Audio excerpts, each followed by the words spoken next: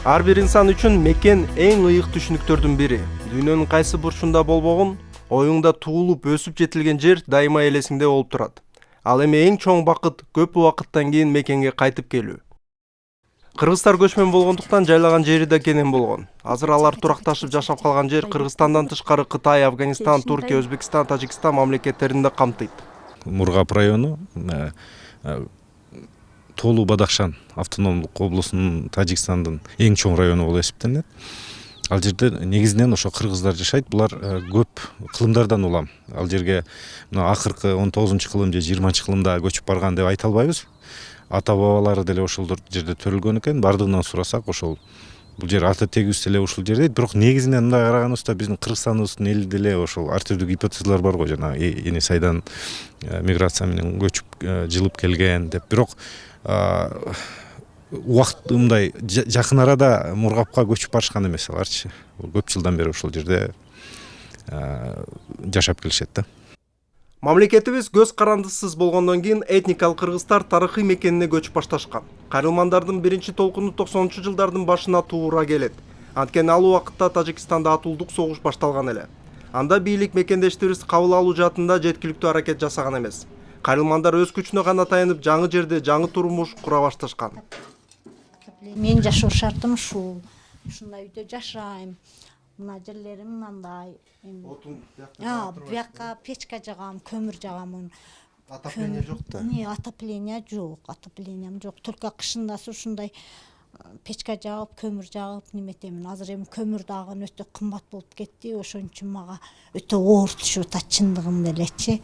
Көп жылдар бою Нургүл айым курап бараткан үйдө бир бөлмөдө ижарада жашап жатат.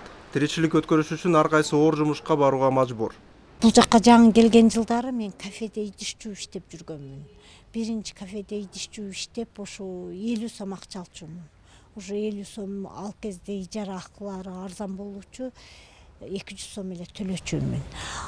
Нургүл айым менчикке үй алууга эч кандай мүмкүнчүлүгү жок. Бирок мамлекет кайрылмандарга үй куруу үчүн жер тилкелерди акысыз берген учурлар да кездешет. Биз азыр Мады айыл өкмөтүндөбүз. 5 жыл мурун мамлекет мурдагы Мургап жашоочуларга 80ге жакын жер тилкесин бериптир, бирок кону гана ошол үйлөрдү салууга дарамети жеттир да. Эмне себептен экенин азыр билүүгө аракет кылабыз.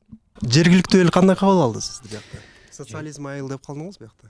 Жергиликтүү эл менен эч кандай, Кудайга шүгүр, өзүбүз кандай оякта жашаган болсок, буякта деле ошондой туура. Туугандай эле кабыл алышат. Туура эле, Кудайга шүгүр, эч кандай претензия жок.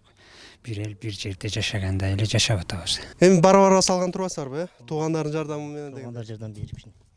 Ошондой сал. Кирпич эмес, топурак. Жок, кирпич эмес, топурактан. Ашар жол менен. Эми кымбат чыгат да кирпичти сатып алган туурабы? Кирпичтерге акча жетпейт. Фундаментинде кичине эле. Семонтта жетишпей ушундай.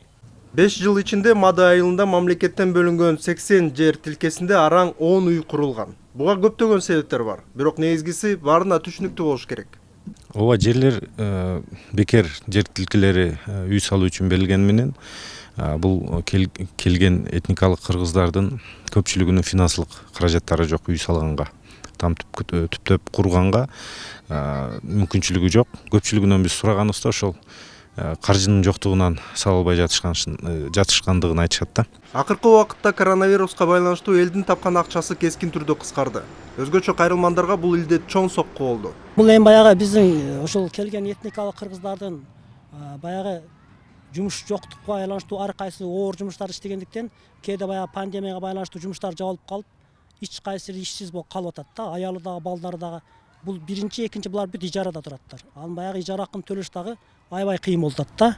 Быйыл мамлекет биринчи жолу кайрылмандарга бекер жер берип, үй да куруп берди. Бул кубанычтуу окуя ал айдын бийик тоонун боюнда жайгашкан Талдуу суу айылында болду. 11 үй бүгүнкү күндө толугу менен бүтүп атат. Азыркы учурда 7 даяр, ошого бөлүштүрүп сиздерди азыр комиссия бар атат, сиздерди жайгаштырат.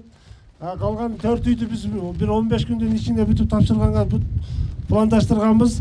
Конушуңуздар кут болсун. Сиздерге ушу жакындан кандай жардам болсо, шу жердин Талдык суу элдин атынан айтабыз, жардам берип турабыз. Журтуңуздар олжолуу болсун, ишиңиздер ийгиликтүү болсун. Таладан келген мыймандар дагы рахмат сиздерге. Ушу балдарды биздин тамирлик кыргыздар келет деп ушу үйлөрдү салып акимиздер губернаторыбыздар баш болып жатыр. О мен тынчылык болсын, берекет пайыз болсын. Не тілесе тілектер кылып үйүңүздөр ак жолтой болсын. О мен Жаратылыштын катаал шартына карабастан Памирлик кыргыздар жаңы үйгө көчкөнүнө кубанычта. 17 жыл 80 жыл көрбөдүк эдем, көрүп калдык, тууган урукту мына билдик. Кыргызстан шүкүр дейбиз буга. Көп шүкүр кылаткан мамлекет экен. Жер үстөш Кыргызстанда жер жок да. Алай жергесиге алып келди. Бул биздин ата ватан жерибиз экенчи. Биздин кадимки бабаларыбыз отурган экен. Анан мында өкмөтүгө, мамлекетиге Алла разы болсун, канча акчасын коротуп, şu быйылгы пандемия кыйынчылыкта ушул үйлөрдү, ошо кыйынчылыкка карабай ушул үйлөрдү курду. Биз көп ыраазычылыгыбызды билдиребиз. Кайрылмандардын кыргыз жергесинде толук кандуу жайгаштыруу жаатында турак жай менен катар жумушка орношуу мүмкүнчүлүгү да болушу шарт. Эми кайсыл жумуштары менен камсыз болушат, кандай иш кылышат, ошолорун ойлонуштурушубуз керек. Мен азыр жаңыдан келгенден кийин райондун башчылары менен сүйлөшүп, областтагы адистер менен сүйлөшүп туруп, бул жакка сөзсүз бир иштерди, бир жумуш орундарын жасаганга чоң аракет кылабыз. Эми бул жакта мал чарбачылыгы болгондон кийин ошо мал чарбачылыгына жакыныраак бир иштерди уюштуруп деп ойлойм да. Мамлекетибиздин мүмкүнчүлүгү чектелүү. Кайрылмандар үчүн курулган бир үй албетте жетишсиз. Эми ошондо топтолгон көйгөйлөрдү чечиш үчүн эмне кылыш керек? Бул суроо менен биз серепчилерге кайрылдык. Мен Баткен областында көп илимий изилдөөлөрдү жүргүзгөм. Ошолордун натыйжасына таянып, ушу биздин чек арага жакын территорияларыбызга кайрылманды жайгаштыруу вариантын карасак деле болот деп ойлойм. Бирок ал үчүн албетте мамлекеттик атайын программа чыгарылыш керек. Эң негизги проблема кайрылмандардын проектинде бул жашоо жерлери.